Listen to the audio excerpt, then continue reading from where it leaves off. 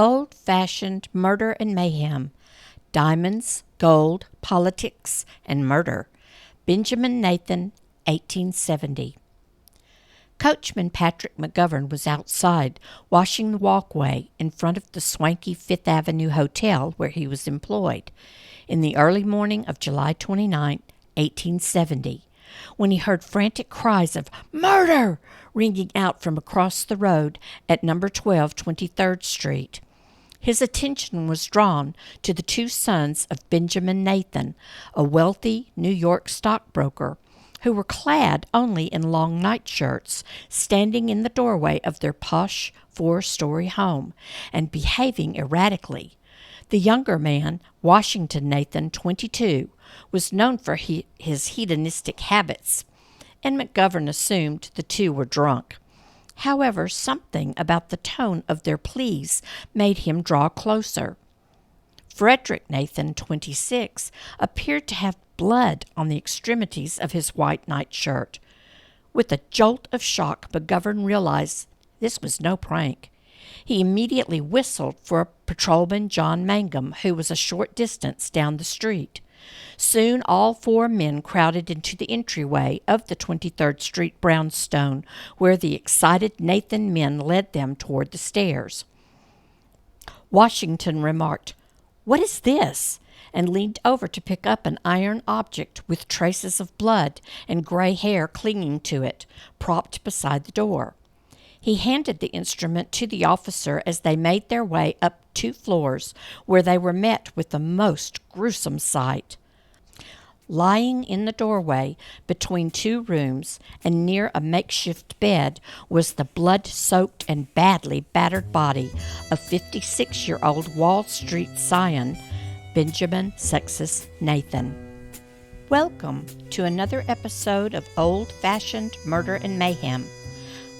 I am your host, Mindy Hudson, bringing you tales of murder and scandal with a twist of genealogy.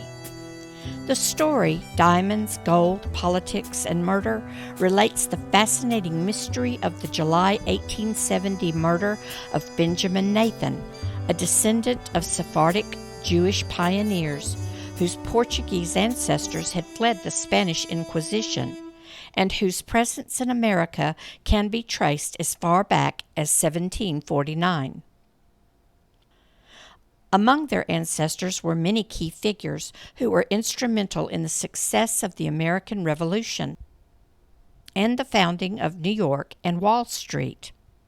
In 19th century New York, the Nathans and their kin were as close to being considered American royalty as today's Kennedy and Rockefeller families.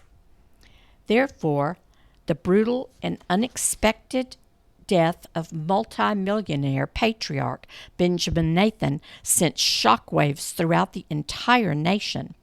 It seemed that no stone would be left unturned to capture and punish the person or persons responsible. Was this act the result of a robbery turned to murder, an act of passion and desperation, or a complicated retaliation over fortunes won and lost? Or perhaps it was a combination of all these things. Benjamin Sextus Nathan was the eldest son of Isaac Nathan and Sarah Sextus. Born in 1813 in New York, his family was already established among the elite of New York society. His grandfather, Simon Nathan, aided the Patriots in the American Revolution. His ancestors established Sharif Israel, the first Jewish synagogue in New York City, and the New York Stock Exchange.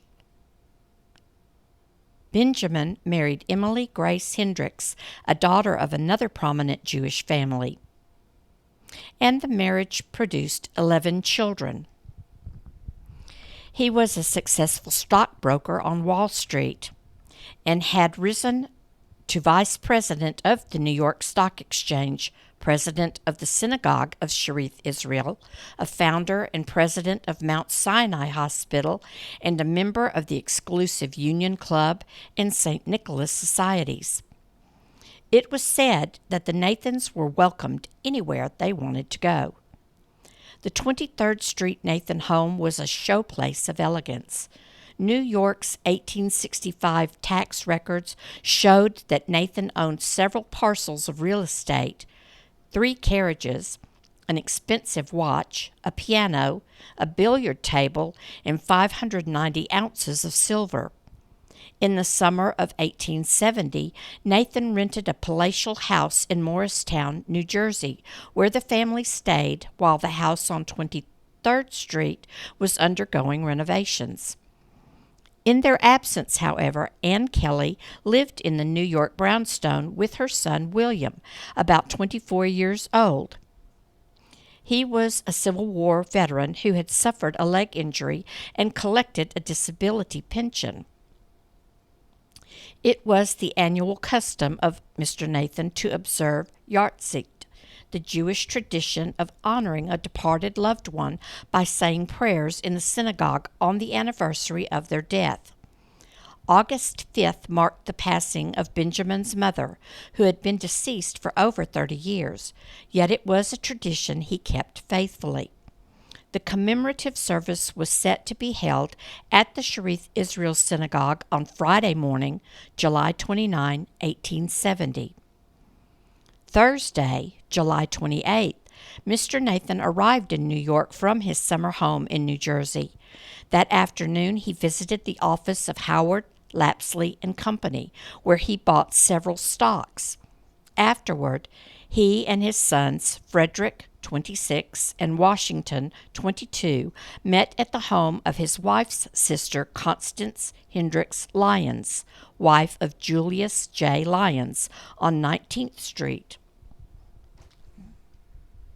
Following the gathering, Frederick and Washington left separately for an evening out. Benjamin headed back to number 12 23rd Street. Because of the ongoing renovations, Mr. Nathan's bed had been dismantled and stored. Mrs. Kelly had stacked 4 mattresses, one atop the other, for a makeshift bed for her employer's comfort, in the parlor, which occupied the front portion of the second floor. From the road, it appeared to be 3 stories up. The bottom floor was considered the basement level. This room was spacious and adjoined a small office or library where a writing desk and safe were kept. There were 2 doorways to this room, one leading to the hallway and the other to the parlor. Mr. Nathan arrived home a little before 10 o'clock p.m. and began preparing for bed. Mrs. Kelly brought him a pitcher of ice water before retiring to her room on the same floor at the rear. Her bedroom was separated from the front parlor by 2 dressing rooms and a bathroom. Mrs. Kelly's son William was on the top floor in the bedroom where he slept. It had been a sweltering hot day in New York, which morphed into a monstrous thunderstorm. To pull a breeze through the muggy room, the 2 windows of the parlor had been raised, and a 3rd window in the office was cracked open about 6 inches. In the meantime, Frederick Nathan had visited a lady friend on Carroll Street in Brooklyn after his departure from his aunt's residence. As the storm approached around 11 o'clock p.m., he left Brooklyn, stopped at a drugstore for a glass of Vichy water, and ate a late supper on 21st Street before arriving home at about 12:15 a.m. As he ascended the stairs to the 3rd floor bedroom suite, his father called out to him. He later testified that he stopped briefly on the 2nd floor, had a quick conversation with his father, and then continued to his bedroom. The whereabouts of Washington Nathan on that fateful evening proved more difficult to decipher. It eventually became apparent that he hesitated to reveal his movements because he had spent the evening in a brothel and various drinking establishments. His unsavory lifestyle had been a source of contention between father and son. In fact, Mr. Nathan had attached a codicil to his will listing various conditions Wash would be required to meet before receiving any inheritance from him. Despite this conflict, Wash insisted the relationship between father and son was warm. Benjamin Nathan had even recently given Wash a loan of $500. On the night of the murder, Washington returned home shortly after 12:30 a.m. and made his way up the staircase. He stopped briefly at the door of his father's room and, seeing no light, assumed the elder man was asleep. Not wanting to disturb him, he walked up the next flight of stairs to his sleeping quarters. During the night, Officer John Mangum of the 29th Precinct Police Department walked the beat that included 22nd and 23rd Streets from 4th to 7th Avenues. According to later testimony, Mangum claimed he strolled the route, checking the residents' doors to ensure they were secured. Dr. and Mrs. Walton H. Peckham, who lived on the corner of 23rd and 5th, about 20 feet from the Nathan residence, had retired for the night. Around 2:00 a.m., Mrs. Peckham heard a dull crash and woke her husband. "Doctor, there is somebody in the house." Dr. Peckham had also heard the noise, but told her that the noise had come from next door. As they listened, there were 3 more unusual thumps. Still feeling uneasy, she again asked him to check on the situation. He declined, so she got out of bed and went to the window. Seeing nothing in her yard, she eventually returned to bed and fell asleep. The residence of inventor Professor Samuel P. Morse was located at number 5 22nd Street, directly behind the Nathan property. That evening, Morse's caretaker, Patrick Devery, noticed a carriage drive up to the carriage house located in the back during the storm.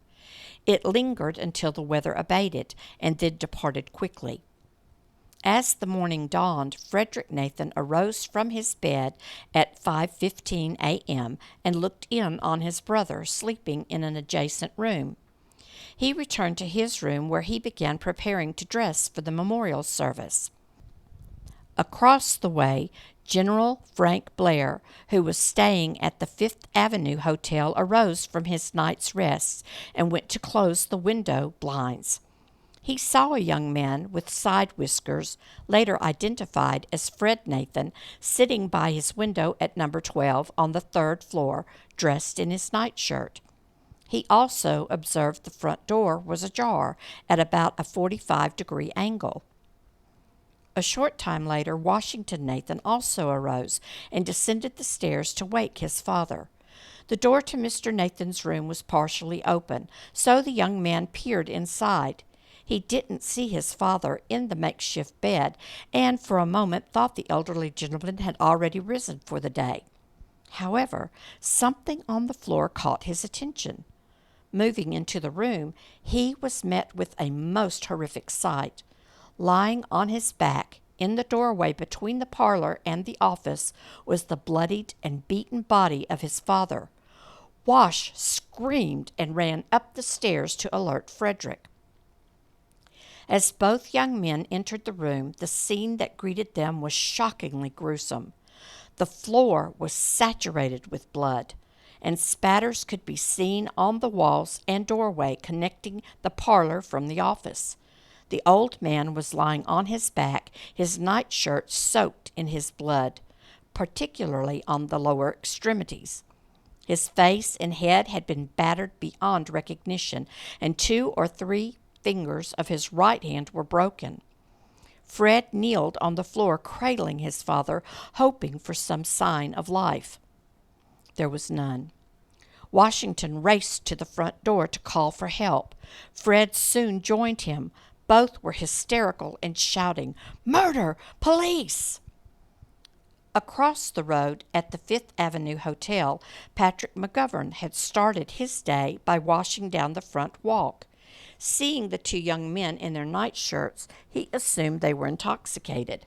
However, the frantic sound of their cries, coupled with what appeared to be blood on the shirt and stockings of one of the brothers caused him to drop what he was doing and call for the officer, who was a short distance away. Patrolman John Mangum was headed toward 6th Avenue when he heard a whistle hailing him. He spun around to see Mr. McGovern, the gentleman who worked at the 5th Avenue Hotel, waving frantically for his attention. Mangum rapped on the sidewalk with his walking stick to inform any nearby officers to join him and hurried toward the 23rd Street scene. McGovern and Mangum met the Nathan brothers at the front of the building. The young men were almost incoherent as they relayed that their father had been murdered. The officer noticed one of them, Frederick, had bloodstains on his nightshirt and socks, which appeared to have been a result of stepping into the pool of blood and leaning over his deceased father. Washington had no traces of blood on his clothing. Wasting no time, the men entered the ground floor and rushed toward the stairs. Washington Nathan hesitated and said, "What's this?" as he reached for an iron tool, something like a crowbar, called a carpenter's dog, leaning near the door. He handed it to Officer Mangum, who took the instrument and continued up the stairs. Mangum noticed bloody footprints leading down the stairs. As McGovern and Mangum entered the parlor, Mrs. Kelly, the housekeeper, came behind them to see what the commotion was about. Not long afterward, they were joined by her son, William. McGovern later recalled both mother and son appeared terrified. McGovern entered the room and found Mr. Nathan lying in a pool of blood, his head just outside the threshold of the door between the parlor and office, and his legs on the other side. His left knee was bent, and his arms were thrown over his head with hands clenched as if fighting off an attacker. Several fingers were broken. Stepping over the carnage, he peered into the office. There was a gas jet lamp burning low, which illuminated the room. The door leading to the hallway to his left was closed. A safe to his right was opened and had been rifled through. A secretary was located on the far wall and a drawer missing, and a chair had been overturned. Papers were scattered about. Returning to the main room, he saw the missing drawer lying on the makeshift bed. Officer Mangum checked Mr. Nathan's body and instructed the brothers to send for a doctor. There was a chair opposite the bed next to the wall where Benjamin Nathan had laid his clothes. Frederick picked up a pocketbook from the floor beneath the pants and examined it. Money and papers were missing. The shirt was lying on the floor. He saw some faint, bloody fingerprints on it. 3 diamond studs, 1 3/4 carats each, were gone. A Jungerson watch with heavy gold chain links and a gold hunting case had been taken from his vest. The key to the safe, which his father usually kept in his pants pocket, had been removed and was discovered in the lock of the open safe. Dr. Joseph E. Janvrin arrived from the 5th Avenue Hotel at about 6:10 a.m. Both of the Nathan sons were dressed by the time he arrived. The doctor's examination led him to believe that Mr. Nathan had been sleeping when someone entered his office and began rummaging through his desk and safe. Having been awakened by the noise, he possibly got up to investigate and found the perpetrator in action.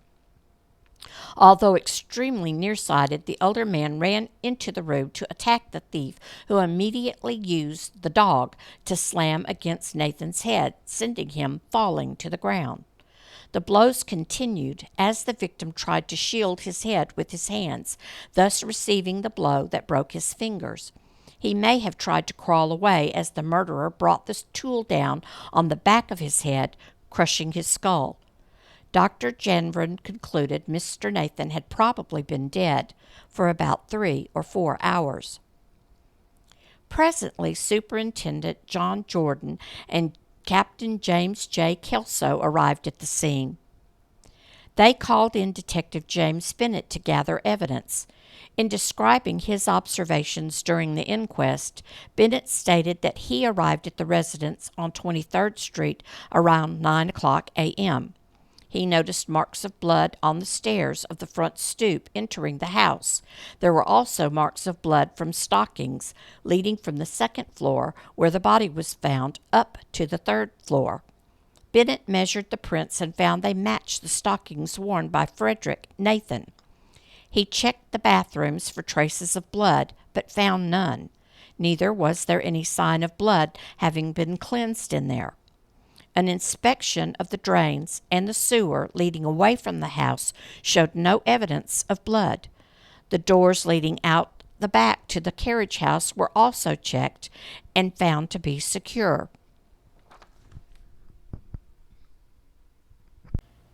As news of the violent and senseless murder of New York's most prestigious businessman spread, theories and rumors bubbled over. Benjamin Nathan was not your average citizen. He was respected in the Jewish and Christian communities as a polished gentleman and a philanthropic giant. There was no spot upon his character. Who would do such an evil deed? The funeral of Benjamin Sextus Nathan took place on Monday, August 1st, 1870. It was set to begin with the funeral cortege leaving the 23rd Street at 10 o'clock in the morning. Crowds had been gathering for over 2 hours. According to the New York Herald, more than 5,000 people were lining the streets between 5th and 6th Avenues by the time the hearse and carriages arrived. Additional policemen were called to keep the onlookers under control. The account of those gathered inside and outside painted a solemn picture. Quote, "No class of people were here unrepresented. The heart of none remained unmoved. The rich and the poor, the sturdy working man, the merchant, the banker, and the millionaire all felt alike the loss they had sustained by the ruthless hand of an assassin." End quote. Among those present were members of the most respected Jewish religious leaders, directors of the Mount Sinai Hospital, for which Nathan had served as president, served as pallbearers. Among those present were members of the most respected Jewish the Reverend Dr. J. Lyons, rabbi of the Sharith Israel congregation and brother-in-law of the deceased, delivered the prayers and eulogy. Afterward, the pallbearers took up the rosewood casket and made the somber journey out of the house and down the steps.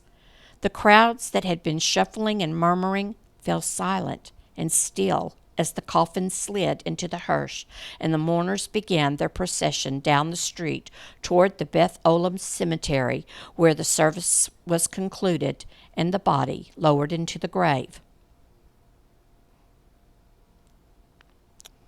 Owing to the family's social prominence, it seemed logical that every resource would be employed to find the assassin. Suspicion flew in all directions. One theory was that the perpetrator had to have been one of the construction workers with the purpose of robbing the safe, may have hidden somewhere in the residence until the inhabitants were sleeping. It appeared that the person had knowledge of the home's layout, and the use of the carpenter's tool may have been brought along to break into the safe. However, in the commission of the crime, Mr. Nathan may have awakened, and in a panic, the tool was used to keep him from alarming the others in the house. Questioning the workers only deepened the mystery of where the tool that had been used had come from. None of them used it in their trade, and no one had seen it at the house beforehand. All had solid alibis for the night in question. The fact that the bludgeoning was so brutal led some to believe that there had been a more personal connection between the victim and the murderer. The housekeeper's son, William, was brought up as a possible suspect. The authorities were brutal in their interrogation of him.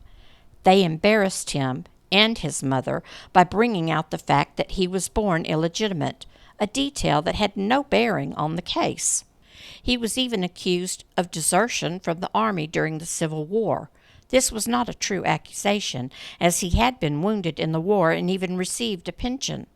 Finally, it was alleged that he had bragged around local barrooms among seedy characters about the wealth of the family, and even if he had not committed the crime himself, he may have aided those who did.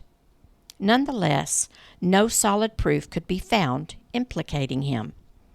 Two other theories arose from this one.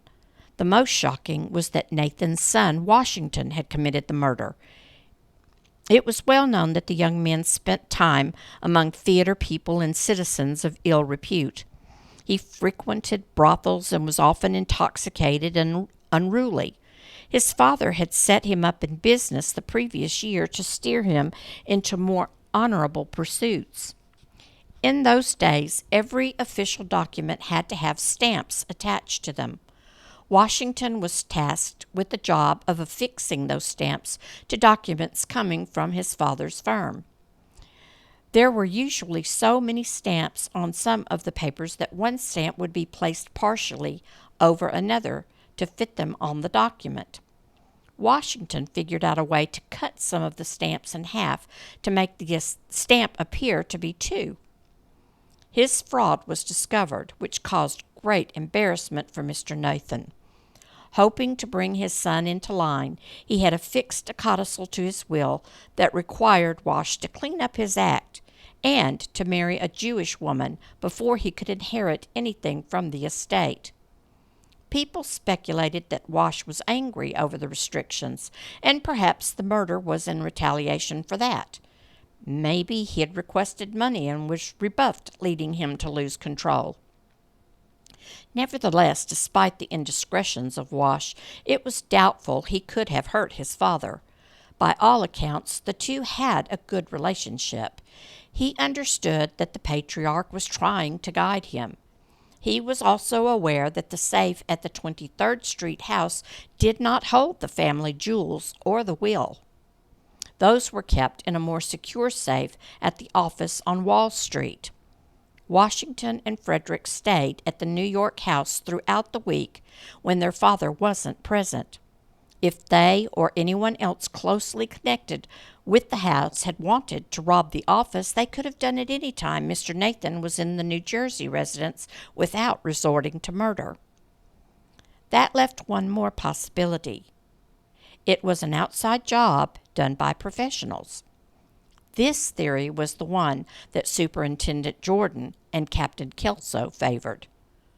Following the tragedy, Mrs. Emily Nathan, widow of Benjamin, offered a $47,000 reward for information leading to the arrest of her husband's assassin. This offer included generous sums of money for information leading to the recovery of the diamond shirt studs, 2 expensive watches, and a commemorative gold medal taken that night. That offer was raised by another $10,000 by the New York Stock Exchange. As may be imagined, so-called witnesses and tips came out of the woodwork. People hoping to cash in on the reward claimed to have seen suspicious characters in carriages or on foot on that night. Clairvoyants came telling of visions. There were even criminals who confessed to either committing the crime or knowing who committed it. It became impossible to weed out genuine accounts from fabricated ones. This was the point where the infamous thief Billy Forrester came into the picture. The true identity of William Forrester, a.k.a. Billy Forrester, Conrad Foltz, Alexander McClemens, and various other aliases, cannot be positively determined. He claimed his true name was Alexander McClement, and that he was born in Glasgow, Scotland in 1836. He was known in criminal circles as a skilled safecracker and thief. However, his reputation grew to legendary status when George Ellis, a convict at Sing Sing prison, claimed that he had been part of a trio of professional thieves, including Billy Forrester and Johnny Irving, who had planned a heist at the Nathans' New York mansion. Ellis said that the trio had learned of valuables stored in the financier's home from William Kelly, the housekeeper's son, who told them the residence would be empty except for Kelly and his mother. According to Ellis, Kelly agreed to let them into the house on the night of the robbery. He also said that the iron dog used in the murder had been stolen from the wine cellar on Fifth Avenue from P.F. Church in a previous job. The mysterious instrument was used to open wine casks. It was reported that when shown the tool, every member of the Church family recognized it. Before the Nathan job was scheduled, Ellis had been in on a robbery for stealing diamonds worth thousands from S.M. Miguel jeweler at the Spengler House on Union Avenue. Ellis was caught and sent to prison 2 months before the Nathan murder. However, he insisted Forrester and Irving had gone ahead with the job, believing the house to be empty.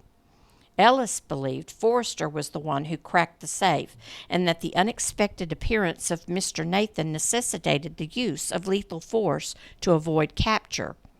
As Ellis was led away from the interview, he remarked to Detective Dolan, who was escorting him, quote, "I'm not in this case, but I'll tell you, the man who killed Benjamin Nathan is killing Superintendent Jordan. The chief knows who the murderer is, and the secret is taking him to his grave," end quote. There was great pressure on Superintendent Jordan and Captain Kelso to find answers. There was additional heat being applied by Judge Albert Cardozo, urging them to take the suspicion away from Washington Nathan. Ellis's words proved prophetic. John Jordan's health deteriorated quickly, and within 3 months he was dead. Cardozo replaced him with Kelso. Albert Cardozo was the state judge of the New York Supreme Court and was married to Benjamin Nathan's sister, Rebecca. The scrutiny on the Nathan family was not to be tolerated, and Cardozo had the muscle and political power to squelch it. Indeed, many newspaper reports commented that Cardozo and the police department appeared to be working arm in arm to suppress evidence. But why? Following the testimony of Ellis, there was a nationwide manhunt for Billy Forrester. For his part, Forrester continued to evade capture despite continuing a crime spree that included the robbery of M. Schooler's jewelry store on Camp Street in New Orleans, Louisiana, on New Year's Day, 1871. The thieves got away with over $93,000 in diamonds and precious jewels. He was captured in September 1872 in Washington following a hotel robbery. Forrester was facing a 20-year sentence at Joliet Prison in Illinois for another heist. However, once the authorities realized who they had in custody, they immediately contacted Kelso, who requested the prisoner be brought directly to New York. Forrester denied being in New York at the time of the murder. He said he and Ellis had pulled a job on the New York and Canada border earlier in 1870. Ellis and a few others were caught, but Forrester got away. He claimed he had run back and forth between Mobile, Alabama, and New Orleans, Louisiana throughout the following months, and had witnesses to prove it. He also suggested that Ellis had cooked up the story about his involvement in the Nathan robbery and murder with members of the Tammany Hall political ring, to pin the murder on him. When pressed by reporters about what ring he was referring to, Forrester replied, Dowling, Jordan, Cardozo, Kelso, and other prominent members. There wasn't enough evidence to hold him for the crime, so Forrester was sent to Illinois to serve his sentence there. Forrester's accusation about the Tammany Hall ring being involved may have hit too close to home for the New York political machine. Digging deeper into the background events revealed some interesting coincidences. Tammany Hall was the main political machine of the Democratic Party in New York. It was founded to help the local immigrant population have a voice in government, but it quickly became an engine for political graft and corruption, particularly under the leadership of William M. Boss Tweed in the mid-19th century. Tweed controlled the appointments of judges, commissioners, and other top political power brokers in the Manhattan district. In 1863, he appointed 36-year-old Albert Jacob Cardozo to the Court of Common Pleas because he, quote, knew how to do favors for people from the bench, end quote. It was said Cardozo would grab immigrants off the boats and swear them in as citizens so they could vote. In 1867, he was nominated by Tweed to the New York Supreme Court and won, giving him a lot of political power and the ability to settle financial disputes. Cardozo also had ties with robber barons Jay Gould and Jim Fisk of the Erie Railroad fame. Boss Tweed handpicked the nominees for every office from mayor to judge and held the reins of those offices. He had even set Benjamin Nathan up in his powerful role on Wall Street. Tweed set Nathan up as one of the directors of the Chicago and Northwest Railway Company in 1868. In 1869, Boss Tweed incorporated the New York Real Estate Banking Company with a capital of $500,000. Included in the names of the first corporators was Benjamin Nathan. There were obviously close ties among these powerful movers and shakers. In September 1869, Jay Gould and Jim Fisk concocted a scheme to corner the gold market. At the time, paper money had replaced gold as the currency standard in the U.S. Gould and Fisk believed they had an inside ally with President USS Grant, who assured them that he had no plans to release government gold into the banking system. Counting on this inside information, they began buying up the available gold, driving the price of gold up to astronomical heights.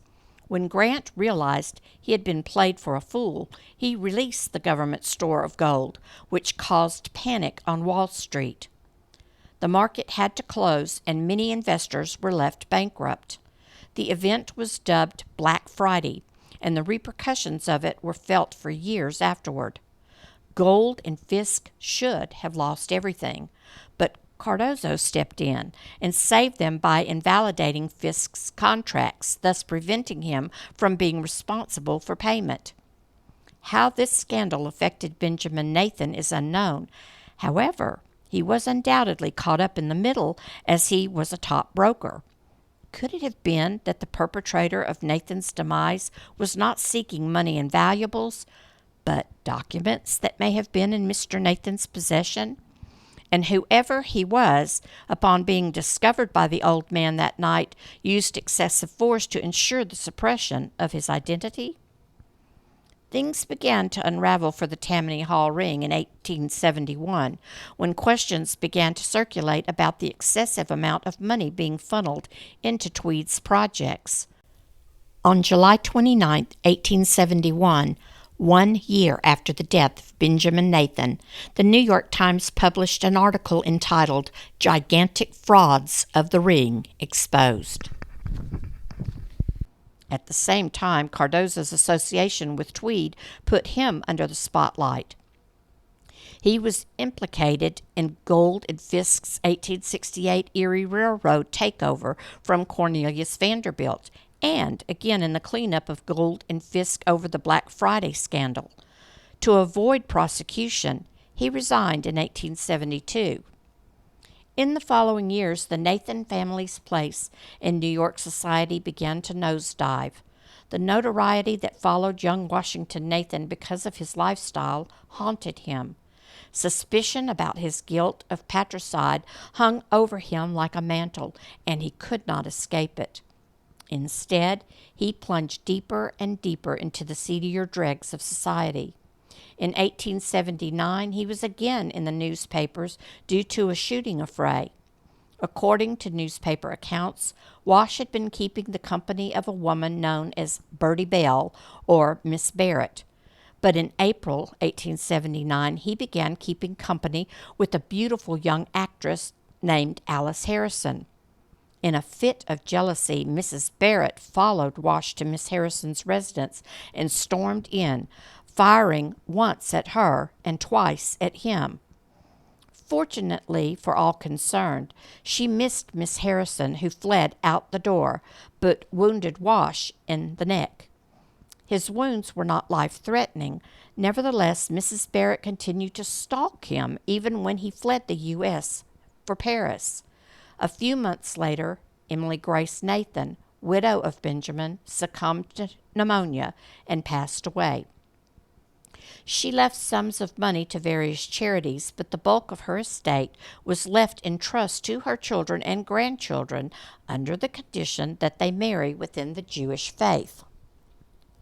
Wash Nathan eventually returned to New York. While there, he and Bertie went to court over money she claimed he owed her. He agreed to pay it if she would leave him in peace.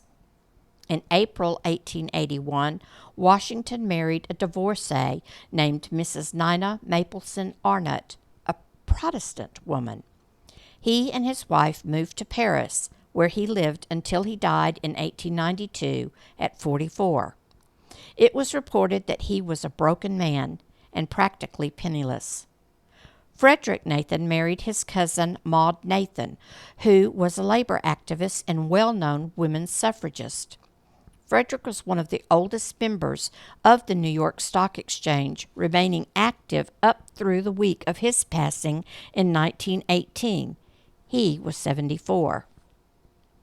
The mystery of who murdered Benjamin Nathan was never solved. The scandal brought about the downfall of a once proud and powerful family. Albert Cardozo died in 1885. Although he never regained the prominent place he had once held, his son, Benjamin Nathan Cardozo, born months before his uncle Benjamin Nathan's death and named in his honor, spent his life trying to rehabilitate the stain cast upon his family during the Tweed years. He became a respected member of the U.S. Supreme Court and served from 1932 until he died in 1938. In 1872, James Fisk was killed by Edward Stokes at the Grand Central Hotel over a blackmail scheme. Boss Tweed was convicted of embezzling up to $200 million from New York taxpayers in 1877. He died the following year at the Ludlow Street Jail. Jay Gould fared somewhat better than Fisk and Tweed. Even though he was criticized for his seemingly unscrupulous business practices, some historians point out his ethics were not uncommon for that time. He died of tuberculosis in 1892 at the age of 56, leaving a wife and 6 children. Thank you for listening to this episode of Diamonds, Gold, Politics, and Murder. Please remember to like, share, and subscribe to this channel.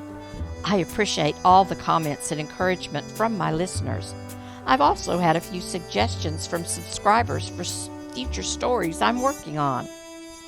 Be sure to join me again next month for another episode of Old-Fashioned Murder and Mayhem.